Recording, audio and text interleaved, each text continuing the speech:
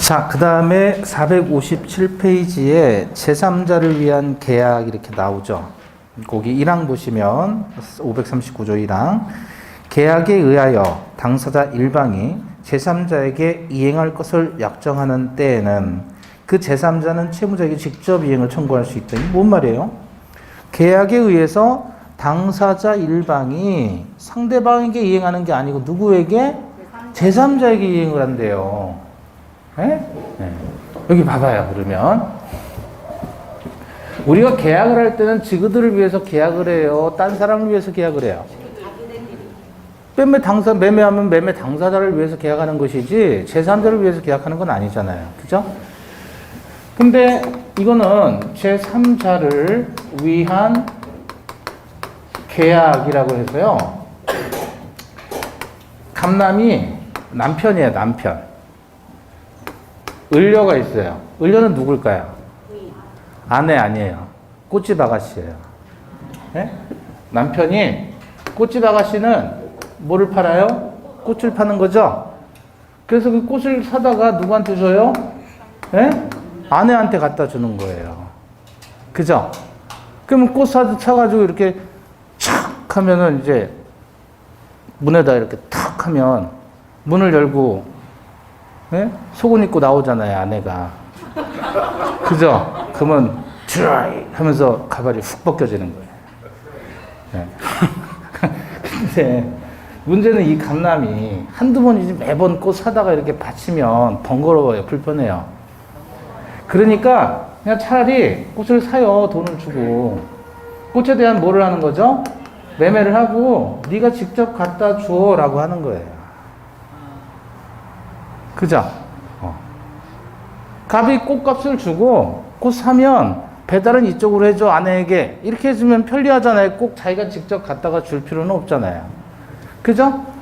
그랬을 때 이 갑과 을 사이를, 이 두 사람 사이가 바로 매매계약의 당사자가 되는 거잖아요. 그럼 이쪽은 매도인, 매수인이 되겠죠. 그런데 그 의무를 이쪽으로 이행하지 않고 틀어서 누구에게? 제3자에게 이행을 하도록 해주는 계약을 우리는 제3자를 위한 계약이다 이렇게 표현하는 거예요. 그 제3자를 위한 계약에서 이 사람을 계약을 요청하는 사람이다 그래서 요약자 그러고, 얘를 계약을 승낙하는 사람이다 그래서 낙약자 그러고, 얘는 말 그대로 제3자고 얘가 일종의 꽃이라는 이익을 보는 사람이니까 수익자가 되는 것이죠. 그래서 제3자를 위한 계약의 당사자는 요약자, 낙약자, 이 사람들이 당사자고 제3자는 이익을 받는 사람이다 그래서 수익자라고 하는 거예요. 대표적으로 어떤 게 있냐면 타인을 위한 생명보험 계약이야. 타인을 위한 생명보험 계약. 그러면 남편이 뭐를 주죠? 보험료를 내죠? 어디에다가? 보험회사에. 그죠? 보험회사에 보험료를 내면 보험사고 발생 시 사망했어요. 그럼 뭐가 나오죠? 보험금을 보험의 수익자 누구에게? 아내에게 주면 안 돼요. 아내에게 주면 안 돼요. 법적으로는 아내에게 줘야 되겠지만 보험 수익자는 지정할 수가 있죠. 아내 주면 안 돼요. 왜냐하면 남편이 죽었는데 아내가 보험금을 받으면 언놈 좋으라고. 그쵸? 우리가 아내에게 주면 안 되는 거예요. 그럼 누구에게 줘요? 자식에도 안 돼요. 자식에게 주면 아내가 법정 대리인이잖아요. 또 언놈 좋으라고. 자식도 주면 안 돼. 보험금은. 아니, 내가 죽었는데 그 보험금을 아내한테 준다? 안 되는 거예요, 그거. 죄를도 안 된다잖아요. 그렇죠? 자식한테 줘도, 자식은 사랑스럽고 그렇지만, 그 법정 대리인 아내가 있으면 또 언놈 좋으라고. 그러니까 안 되고, 누구한테? 부모에게. 보험 수익자를 부모로 지정하는 거예요. 근데 부모가 안 계실 수도 있죠? 그러면 사촌 이내 반계열 쪽에 주는 거예요. 사촌이네, 판결 쪽에. 그쵸? 그래서 저는 이제 저 와이프를 보험 제가 계약을 했어요. 제가 보험료를 내요. 예? 그 와이프가 보험 사고가 나면 사망하면 보험금은 제가 받도록 되어 있죠. 그거는 제가 받죠. 보험 수익자는 저로 해놨죠. 왜냐면 제가 투자를 했으니까. 보험료를 제가 내잖아요, 매달. 그죠? 그럼 가급적이면 단기 투자를 해야 되겠죠? 그러니까 가급적이면 와이프 차는 제가 수리를 해준다 그러고 수리를 안 해요. 교통사고 나라고. 그래야 빨리 회수할 수 있으니까. 그런 게 뭐라고요? 아내를 위한 생명보험 계약, 이렇게. 요게 제3자를 위한 계약이다. 아시겠죠? 그랬을 때 요 요약자와 제3자 관계를 무슨 관계라고 하냐면 대가 관계다 그래요. 대가 관계. 그 다음에 요약자와 낙약자 사이 관계를 보상 관계 그래요. 그 다음에 이 관계를 무슨 관계? 이행 관계 내지는 급부의 실현 관계다 이렇게 표현합니다. 그래서 이렇게 아내에게 꽃 사다 주는 남편은 뭐 나는 남편이에요? 꽃 사다 주면 뽀다이 나는 남편이에요. 뽀다이 나는 남편. 아내에게 꽃을 사다 주는 남편은 뽀다이 나는 남편. 이 관계는 무슨 관계? 보상 관계. 이거는 대가 관계, 요거는 이행 관계. 그래서 뽀다이 나는 남편. 뽀대 나는 남편. 아시겠죠? 예. 요렇게 기억하시고. 그러면 제3자를 위한 계약은 언제 성립하냐면 첫 번째 지그들을 위한 게 아니고 제3자를 위하면 되고요. 두 번째 계약을 하면 돼요. 그게 성립 요건이에요. 제3자를 위한 계약의 성립 요건. 첫째는 뭐예요? 제3자를 위할 것. 두 번째는 계약을 할 것. 그러면 첫 번째 제3자를 위한다 그랬을 때 제3자를 위한다 그 말은 제3자에게 이익이 되는 계약의 내용이 되어 있어야 되죠. 제3자 약관의 존재 그래요.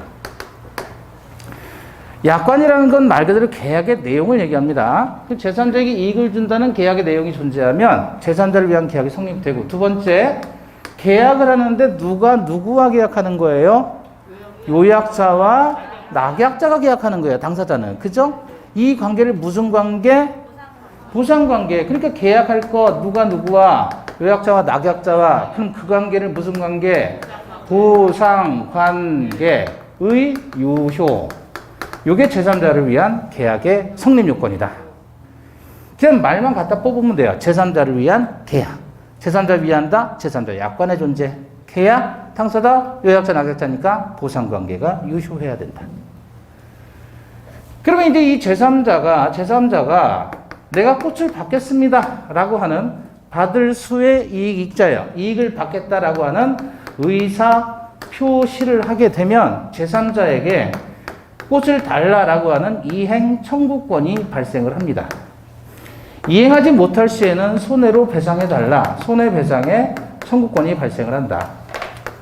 그래서 수익의 의사표시라고 하는 것은 제3자를 위한 계약의 성립 요건이 아니라 제3자의 권리 취득의 요건이다. 이렇게 얘기를 하는 겁니다. 성립 요건은 이 두 가지예요. 제3자 약관의 존재, 그 다음에 보상관계의 유효. 이 두 가지가 성립 요건이고 이 요건을 갖추게 되었을 때 병이, 수익자가 내가 이익을 받겠다라고 하는 수익의 의사표시를 하면 이행 청구할 수 있는 거예요. 꽃 줘. 꽃 없으면 돈으로 배상해 줘. 제3자 권리는 두 가지밖에 없어요. 이행 청구 아니면 손배청. 자, 병이라는 사람은 말 그대로 제3자이지요. 그죠? 보상관계의 당사자가 아니죠. 그러니까 낙약자가 채무를 이행하지 않는다라고 했을 때 제3자가 계약을 해지할 수 있을까요? 없을까요? 없어요. 제3자는 당사자가 아니기 때문에 계약을 해지하거나 취소하거나 이런 거 행사하지 못합니다. 오로지 이행 아니면 손배청이에요. 됐죠? 이게 제3자를 위한 계약이다. 자, 457페이지 보시면 판결 1번 의의에서 그림 밑에 제3자를 위한 계약이란 계약 당사자가 아닌 제3자로 하여금 직접 계약 당사자의 일방에 대해서 권리를 취득하게 하는 것을 목적으로 하는 계약. 넘겨보시고 2번 제3자에 대해서 채무를 부담하게 되는 계약 당사자를 낙약자라고 하고 제3자에게 극벌 것을 청구하는 계약의 당사자를 요약자라고 하며 권리를 취득하는 제3자를 수익자라고 한다. 그럼 예를 들면 어떤 거냐면 갑이 자신 토지에 소유하는 토지를 을에게 팔면서 매수인으로 하여금 매매 대금을 병에게 직접 지급하게 하고 동시에 제3자 병이 직접 을에 대해서 돈 달라고 청구할 수 있는 권리를 취득하도록 하는 약정을 제3자 계약이다. 이렇게 얘기를 하는 겁니다. 자, 오른쪽에 양가로 2번 보시면 성립 요건 나와 있죠? 요약자와 낙약자 사이에 유효한 계약이 성립하고 있어야 한다. 그게 뭐예요? 보상관계의 유효. 반가로 2번 제3자를 위한 약관이 있어야 된다. 그래서 제3자 약관의 존재. 됐죠? 그래서 그 정도만 기억하시고요. 그 다음에 461페이지 가보십니다.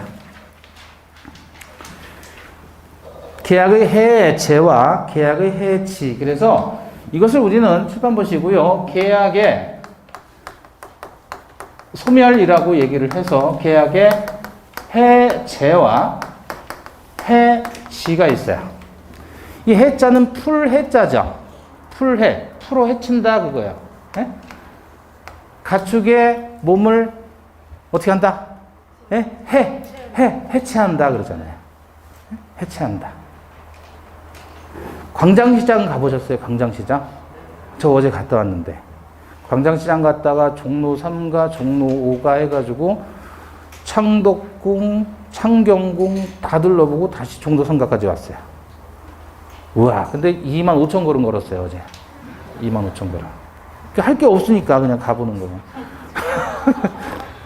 근데 거기 가면 가서 처음으로 뭐를 먹었냐면 거기 광장시장이 유명한 게 서울에 그 외국인들이 서울로 이제 여행 오면 꼭 거기를 들린대요.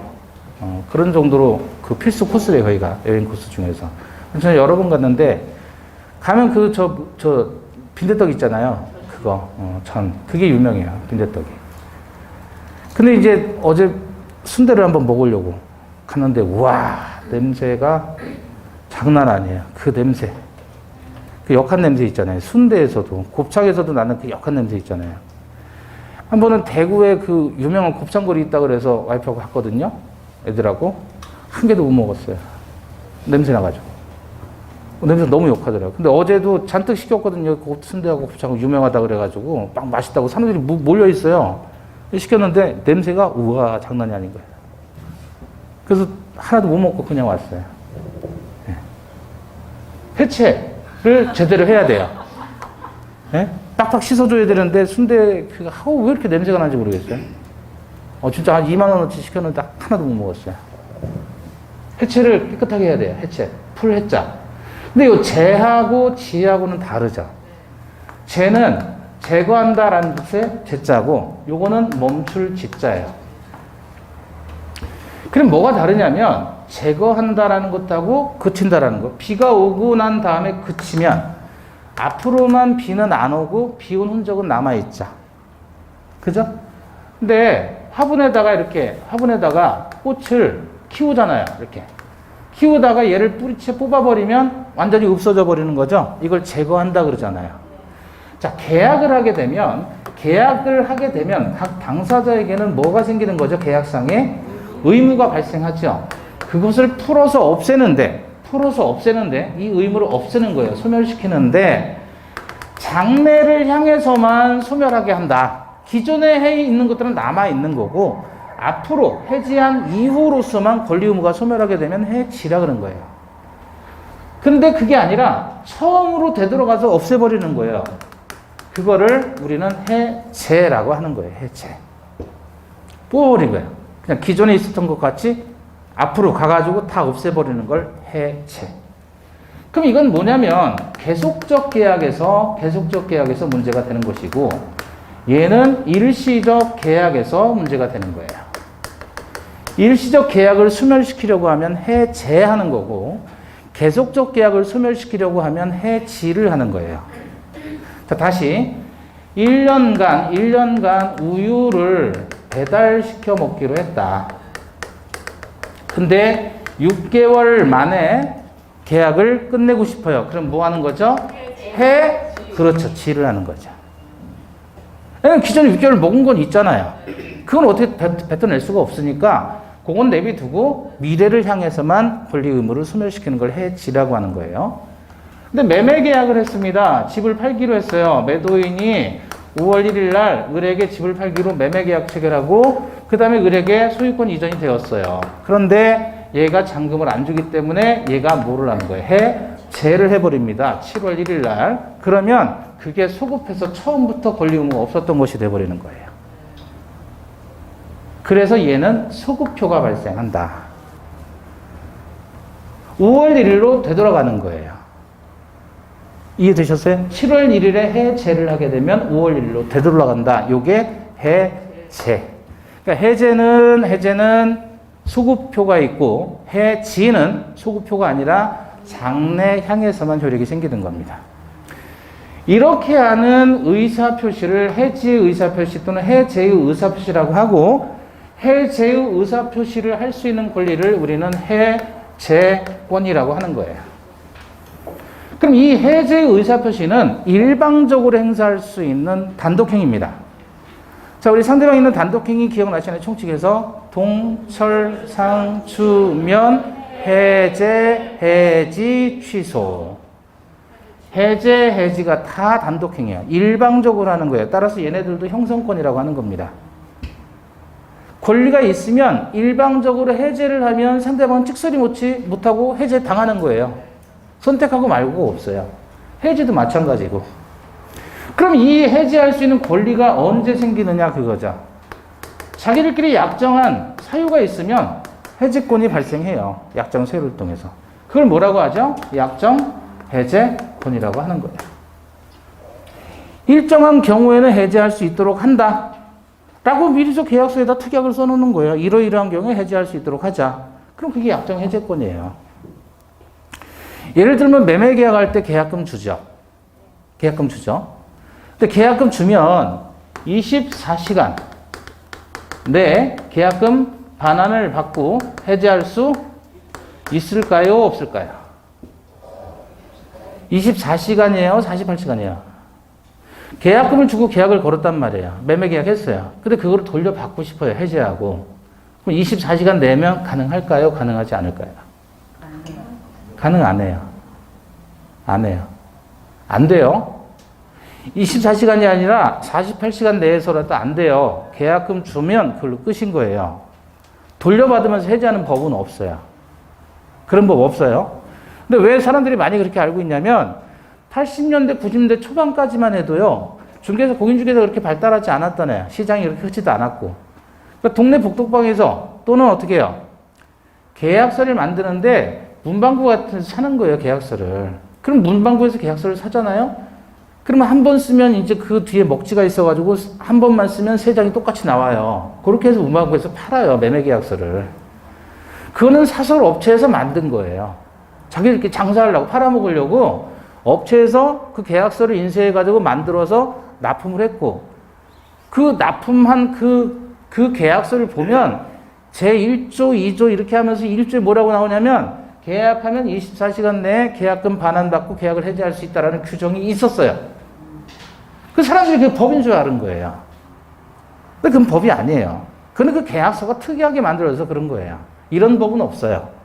다만 당사자끼리 뭐를 하면 특약을 하면 그게 약정 해제 사유는 될 수 있다. 이렇게 걸어놓으면. 무슨 말씀인지 아시겠죠? 그랬더니 요즘엔 또 부동산에서 뭐 가계약이나 하시죠. 가계약 막 이런단 말이에요. 가계약도 마찬가지예요. 그래서 매매 가계약하고 하면은 돌려받으면서 해지할 수 있어요. 라고 하는데 또 뒤에 가서 돌려받으려고 하다 보면 이런저런 이유로 안 주더란 말이에요. 그래서 그렇게 가계약하다 뭐 이렇게 하다 그랬을 때 여러분이 이것만 기억하시면 돼요. 요거 적어 놓으면 돼요. 매매계약 쓰면서 24시간 내 또는 일주일 내에는 계약금 반환받으면서 해지할 수 있도록 합의한다. 이렇게 탁 써놓으면 끝난 거예요. 무슨 가계약이 뭐고 다 필요 없어요. 그죠? 법을 알면 그래요. 그게 아니라 대다수는 법률의 규정에 따라서 해제권이 발생을 하는 겁니다. 무슨 해제권? 법정 해제권.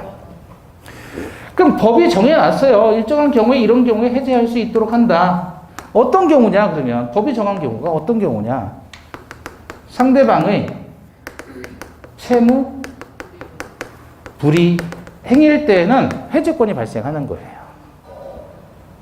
자, 예컨대 매매 계약을 한번 예를 들어보면 매도인이 집을 팔아요. 매수인은 매매 대금을 지급하기로 했다. 이렇게 매매가 성립했잖아요. 그죠? 자, 근데 매수인이 중도금을 안 줘요. 중도금을 안 줘요. 계약금 주고 중도금 지급 날짜 안 주더란 말이에요. 그럼 얘가 채무를 이행한 거예요? 안 한 거예요? 안 했잖아요. 이게 채무 불이행이에요. 그럼 얘가 채무 불이행했으니까 해제권은 누구에게 발생하는 거예요? 법률의 규정에 따라 갑에게 해제권이 발생하는 거예요. 얘가 해제하는 게 아니에요. 자, 혼인이라고도 생각해봐요. 혼인. 배우자 간에 정조 의무가 있어요. 서로 간에. 부부라면 정조를 지켜야 될 의무가 있는데 이쪽에서 바담을 피우떠죠. 바담을 피우떠. 바담. 그러면 정조 의무 위반한 거죠. 그죠? 병남을 보고 못 살아 죽겠는 거예요. 예? 얘하고 못 살아 죽겠는 거예요. 병남을 보고. 병남하고 바담을 뼈가지고. 병남이 너무 좋은 거예요. 너무 좋은. 그러니까 와서 우리 이혼합시다. 라고 할 수 있겠느냐. 돼요? 돼요, 안 돼요? 아니, 너무 좋아요. 이 인간 보기도 싫어요, 이제. 20년 살았으면 됐지. 그죠? 보기도 싫어요. 그럼 이혼 청구할 수 있다, 없다? 없다. 없다. 네? 왜 그럴까요, 왜? 아니, 지가 잘못해놓고 지가 채무 불이행했잖아요. 채무 불이행한 인간이 해제를 한다? 무슨 권리로 이런 권리가 있어요? 그렇게 될 것 같으면 계약을 했을 때 깨고 싶으면 지가 채무 불이행하고 깨버리면 되는 거 아니에요? 그래요, 안 그래요? 안 되는 거예요. 그때는 이 사람에게 이혼 청구권이 발생하고 이 사람이 청구를 하든 말든 이쪽이 결정하는 거지. 지가 바람 펴놓고 지가 이혼 청구하든 이런 법이 세상에 어디 있어요? 매매 계약을 했는데 매수인이 지가 채무 불이행했어요. 지가 중도금 안 줘놓고 지가 해제한다? 말이 안 되죠. 해제는 일방적으로 하는 건데. 얘는 권리가 없는 거예요. 얘가 결정하는 거예요. 바람 피면 이쪽에서 결정하는 거예요. 이쪽에서. 손해배상을 청구하든 소송을 하든 이쪽에서 결정하는 거지 여기는 아무 권리가 없는 거예요. 아시겠죠? 그럼 그래서 제가 항상 얘기하는 거예요. 상대방의 채무 불이행이다. 내가 채무 불이행해놓고 내가 해제한다. 이건 있을 수 없는 얘기예요. 동의하시죠? 네. 계약은 자유죠.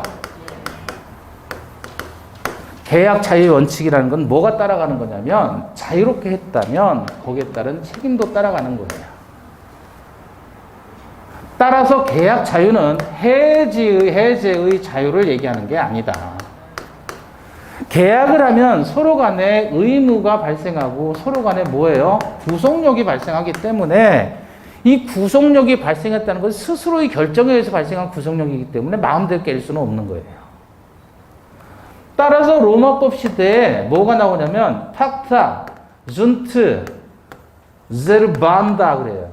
어차피 라틴어니까 이게 어떻게 읽든 상관없어요. 지금 살아있는 사람이 없잖아요. 이거 쓴 사람들이. 막 읽으면 돼요. 이게 로마법상의 계약은 지켜줘야 한다. 그런 뜻이에요. 네. 이게 법원이에요. 법원. 법의 격언. 그러니까 계약은 깰 수 없습니다. 깨는 건 자유가 인정되지 않아요. 그래서 깨려면 상대방이 채무 불이행하는 사항이 있어야 이쪽에 해제권이 발생하고 여기서 계약 해제권을 행사해야 계약이 해제되는 거예요. 아시겠죠? 자, 그럼 채무 불이행하는 형태가 뭐가 있냐면 채무를 이행하는데 이행을 할 수 있는데 안 해요. 안 해요. 뭐죠? 이행치체. 이행을 할 수가 없어요. 이행 불능해요. 제대로 이행을 안 했어요. 뭐죠? 불완전, 이행. 자, 김밥을 주문을 했어요. 김밥을 주문했는데 2시간이 넘도록 안 와요. 전화해 보니까 지금 바빠서 못해요. 그럼 뭐예요, 이거? 바빠서 만들지도 못해요. 너무 바빠요. 그럼 뭐예요? 이행, 지체. 예? 지체. 막 소방차고 난리가 나서 보니까 그 집이 불났어요. 김밥집이. 김밥을 만들 수가 없죠. 그럼 뭐죠?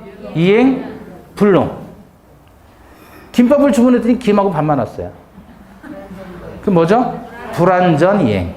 아시겠죠? 요 세 가지를 뭐라고 하는 거예요? 채무 불이행인데, 다만 이 채무 불이행이요, 천재지변으로 했다면 채무자의 잘못이 없죠. 그때는 채무 불이행이라고 안 해요. 반드시 채무자에게 뭐가 있어야 돼요? 역시 귀책 사유가 있었을 때 채무 불이행이라고 하는 겁니다. 채무자에 뭐 있었을 때요? 귀책 사유가 있었을 때. 자, 그러면 얘하고 얘가 전통적으로 채무 불이행의 형태예요. 채무자에게 고의나 과실로 인해서 자기 채무를 이행하지 않거나 이행할 수 없게 됐을 때. 그래서 아까 우리 기억나요? 여기 원시적 불능이었죠? 성립시죠? 원시적 불능, 후발적 불능. 채무자에게 귀책 사유가 있으면 채무 불이행 중에 불능이잖아요. 불능. 이행 불능 얘기하는 거예요. 그죠? 귀 없으면, 귀 있으면 채무 불이행, 귀 있으면 위험 부담. 귀 없으면 위험 부담. 귀 있으면 채무 불이행 중에 이행 후발적 불능이니까 불능. 이해하셨어요? 네. 자, 근데 우리 동시 이행의 항변권에서도 둘 다 안 했을 때 있잖아요. 청구하면 거절할 수 있죠? 그럼 동시행의 항변권이 있으면 채무 불이행이 된다, 안 된다? 안 된다. 이행기에 이행하지 않아도 뭐가 안 된다? 이행 지체가 안 되는 거예요. 이거는 동시 이행의 항변권과 관련이 있고, 요거는 위험 부담과 즉 후발적 불능과 관련이 있다. 후발적 불능. 그래서 후발적 불능에서 채무자의 귀책 사유가 있으면 이행 불능. 그죠? 동시행의 항변권이 있으면 이행 지체가 안 되잖아요. 채무 불이행이 안 된다.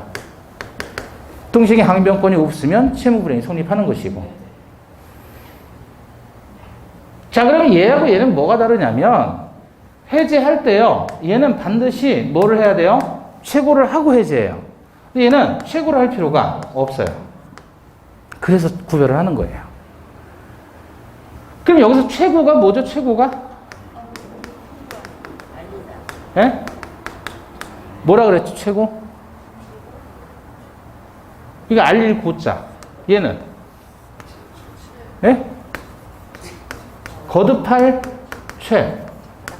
재촉할 최. 재촉하다. 그럼 최고란 건 무슨 뜻이에요? 거듭해서 알린다, 그거죠. 거듭해서 알린다. 채무를 이행하지 않았다고 해서 바로 계약을 해지하는 게 아니고 최고를 일단 해야 돼요. 거듭해서 알리는 거예요. 계속 알려야 돼요. 그러니까 무슨 말이냐면, 와이프가 저한테 문자를 보냈어요. 네? 당신 학원 2시에 끝나지? 같이 점심이나 먹자, 식당 가서. 그래서 문자를 보냈어요. 오전 10시에. 제가 답변할 의무가 있어요, 없어요? 의무는 없죠? 그래서 가만히 있었더니 10시 한 5분 돼가지고 왜 답변이 없냐? 이제 막 반말 들어가요. 그죠? 또 한 5분 지나가지고 내 문자 쉽냐? 죽을래? 돌아가실래요? 하면서 막 이렇게 혼자. 그래도 시간 끝나고 딱 가보니까, 쉬는 시간에 보니까 문자가 100통이 와 있네? 그죠? 요거 읽으면 돼야 안 돼요? 읽으면 거기도 뜨잖아요. 보낸 사람한테도. 요즘에 그러지 않나요? 그대로 놔둬야죠. 바빠서 못 봤어, 이러려고. 나중에 도망갈 구멍은 있어야 되니까. 그죠? 이렇게 하는 거를 뭐라고 하는 거예요, 이걸? 최고라고 한다. 독촉하는 거예요. 쉽게 말하면 뭐 하는 거예요?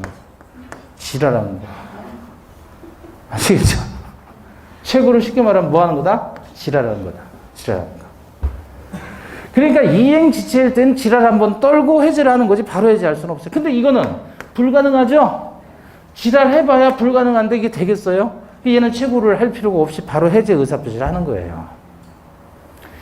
얘는 반드시 뭐를 해야 되고? 최고를 해야 되고. 그래서 최고를 해야 되느냐, 안 해도 되느냐, 그 차이예요. 그러면 이 불완전 이행은 하긴 했는데 제대로 안 한 거잖아요. 그래서 이때는 불완전 이행일 때에는요, 추후에 보완을 할 수 있다면 이거는 이행 지체의 문제로 가서 최고하는 거고, 추후에 보완을 할 수 없다면 이때는 불능의 문제로서 최고 없이 해제하는 겁니다. 자, 그럼 봐봐요. 이제 여기가 이제 3월 1일이에요. 잔금 지급하기로 했는데 잔금을 지체합니다. 매수인 측에서 잔금을 안 줘요. 그렇게 되면 어떻게 하는 거죠? 잔금 안 주게 되면 매수인 측에서 매도인에게 잔금 주기라는 시점을 넘겼어요. 이행 지체죠? 그죠?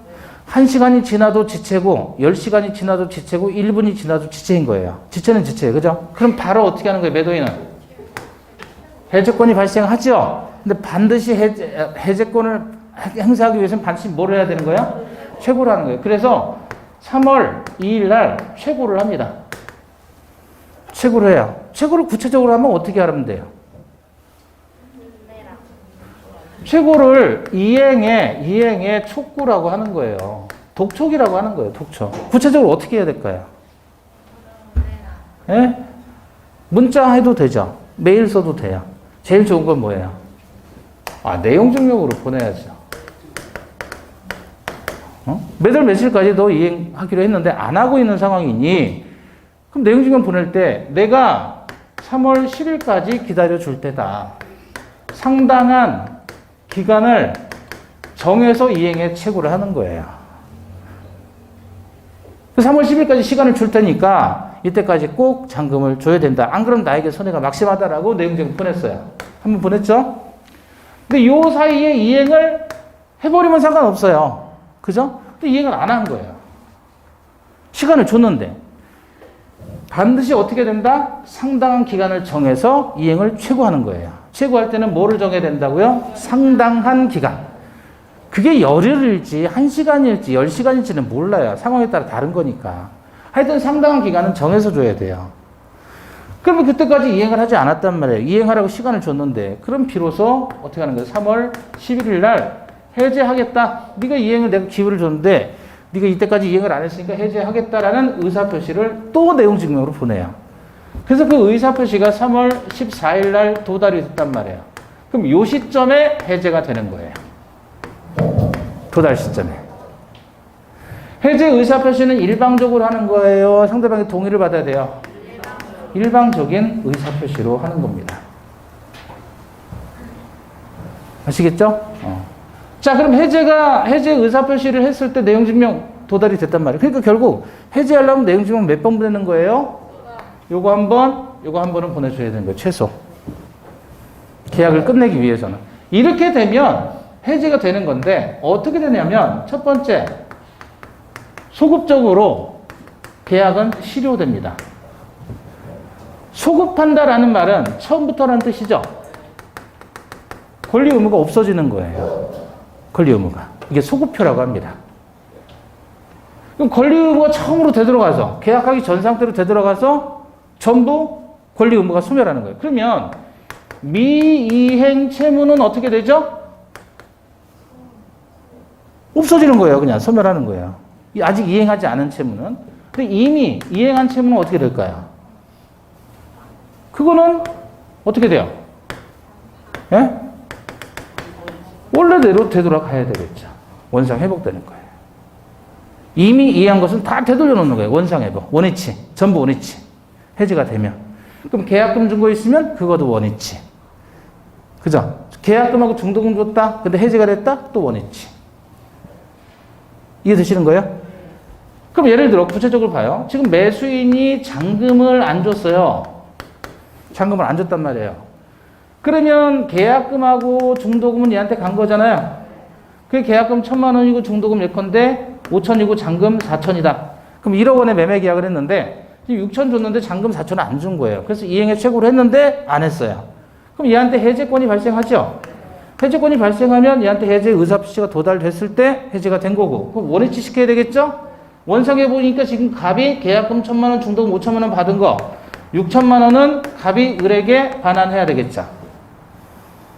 그쵸? 을이 잘못한 거예요. 을이 채무 불행했는데 얘가 받은 걸 돌려줘야 되는 거예요. 원상회복 해제하면. 왜? 소급해야 되니까. 을이 갑에게 준 거 있어요, 없어요? 을은 갑에게 6천만 원 준 거 갑이 반환해야 돼요. 근데 갑이 을에게 준 게 있어요, 없어요? 없잖아요. 그럼 얘는 반환할 게 없는 거예요. 세 번째. 이제 뭐가 문제가 되냐면, 손해가 생기면 손해를 배상을 해야 된다. 자, 그러면 얘는 6천만 원 준 거 돌려받아야 돼요. 원상회복으로. 그죠? 근데 손해는 누구한테 생기는 거예요? 갑에게 손해가 생기잖아요. 왜? 얘가 채무 불이행을 했으니까 손해는 얘한테 생긴 거죠. 왜냐하면 얘가 중도금 계약금 받았는데 그러려고 얘가 예를 들어 병이라는 사람의 집으로 잔금 받으면 이사를 가야 될 거 아니에요. 그래서 계약을 한 거예요. 여기다가 계약금 2천 줬어요. 근데 요놈이 빵꾸를 낸 거예요. 빵꾸를 내니까 얘가 중도금 못 주죠? 잔금도 못 주죠? 그래서 해지당해서 2천 뜯긴 거예요. 얘한테 손해배상으로. 그럼 이제 손해 2천 생겼잖아요. 그걸 얘한테 청구하는 거죠. 그럼 원상회복으로 6천을 얘한테 반환해야 되는데 그중에 얘 입장에서 손해가 얼마 생겼어요 지금? 2천에 손해가 생겼잖아요. 2천. 그건 얘가 얘한테 받을 거잖아요. 그 손해배상을 청구할 수 있다는 얘기야. 그럼 현실적으로는 6천에서 2천 빼고 몇만? 4천만 돌려주면 되는 거죠. 이게 해제의 효과. 소급표, 원상회복, 손해배상. 해제를 하게 되면 세 가지 효과가 발생한다. 그 얘기입니다. 아시겠죠? 예.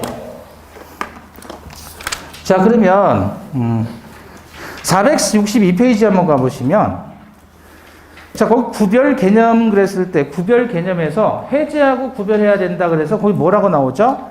합의 해제, 해제 계약 그래요. 자, 여기서 우리가 지금까지 본 거 봐봐요.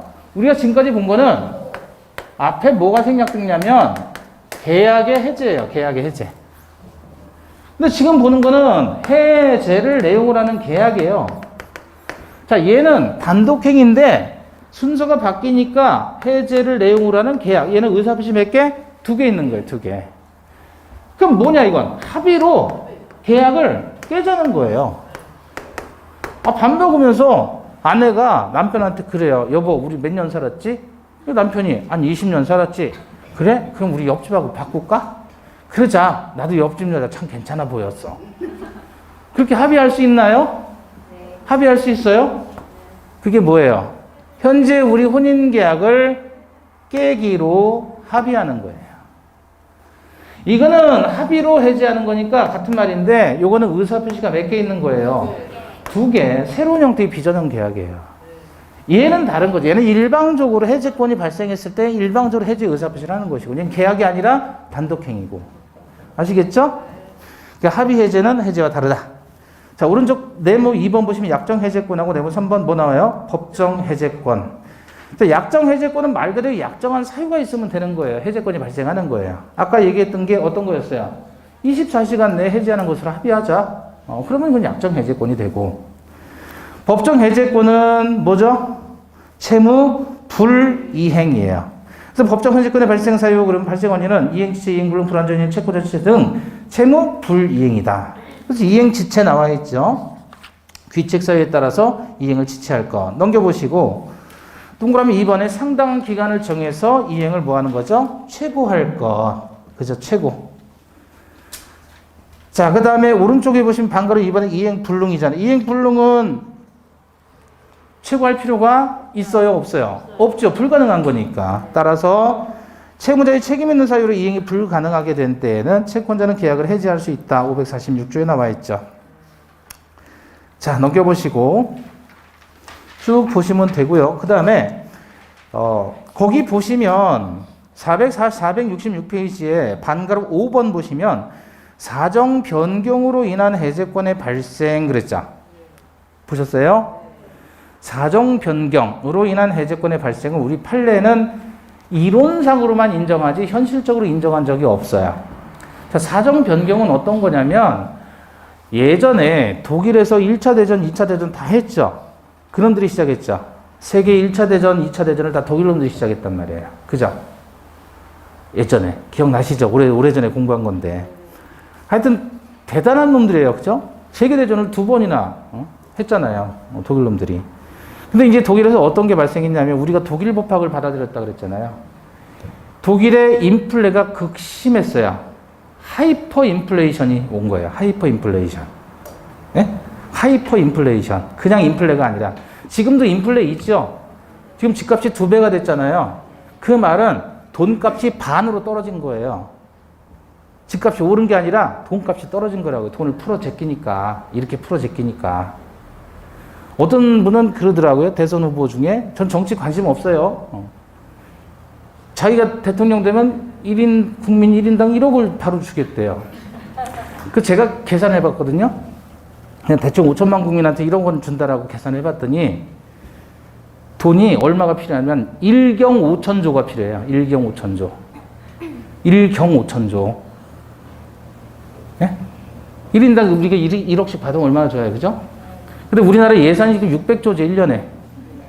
1년 예산이 600조인데 1경 5천조를 한 번에 풀겠다는 거예요. 미친 거지 이게. 어쩌자는 거예요 그러면.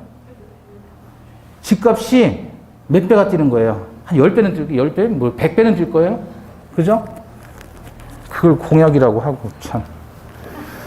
근데 독일이 어땠냐면 인플레가 극심하게 온 거예요. 전쟁 끝나고. 그러니까 어느 정도였냐면 하이퍼 인플레가 와가지고 돈값이 휴지가 된 거예요. 그래서 술에다가 돈을 잔뜩 싸갖고 있잖아요. 잠깐 술에 놓고 화장실 갔다 오는 사이에 돈을 뭘 들고 튀냐면 술에만 들고 튀어요. 돈은 버리고. 그게 하이퍼 인플레이션이에요. 그럼 이렇게 급격한 사정이 변경됐죠. 전쟁 나기 전에 계약 체결했고 전쟁이 난 다음에 인플레이션이 와가지고 사정이 완전히 뒤바뀌었잖아요. 전쟁 나기 전에는 이 집값이 1억 원이었는데 전쟁 지난 다음에 집값이 1,000억으로 뛰었어요. 그럼 그 돈 주고 사야 돼요? 우리나라도 이런 게 있었어요. 50년대, 40년대였는데 6.25 전쟁 나기 전에 갑이을과 매매 계약을 1억 원에 했어요. 지금 현재. 그런데 매매 계약 체결로 19년 지났어요. 해지를 안 하고 19년 지났는데 이게 얼마냐면 1,680억이 됐어요. 그 당시 시세로 19년 지난 다음에.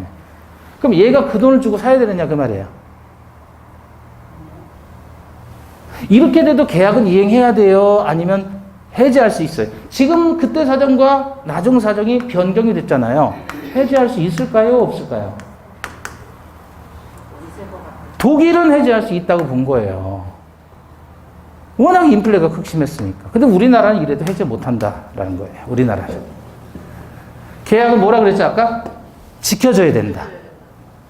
이런 정도의 사정 변경 가지고는 지금 뭐야? 1680배가 올랐잖아요. 매매 시가가. 그래도 해지할 만한 사정 변경이 있지 않다라고 본 거예요. 판례는. 우리나라는.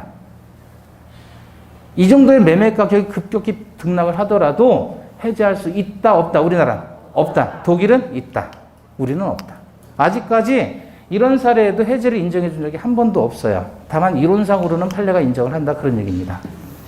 그걸 사정 변경으로 인한 해제권이다 이렇게 얘기를 해요. 아시겠죠? 자, 그 다음에 쭉 그냥 넘어가셔서 제목만 보시고요. 우리 잠시 쉬었다가 이제 매매하고 임대차 개괄적으로 한번 보겠습니다. 잠시 쉬었다 보겠습니다.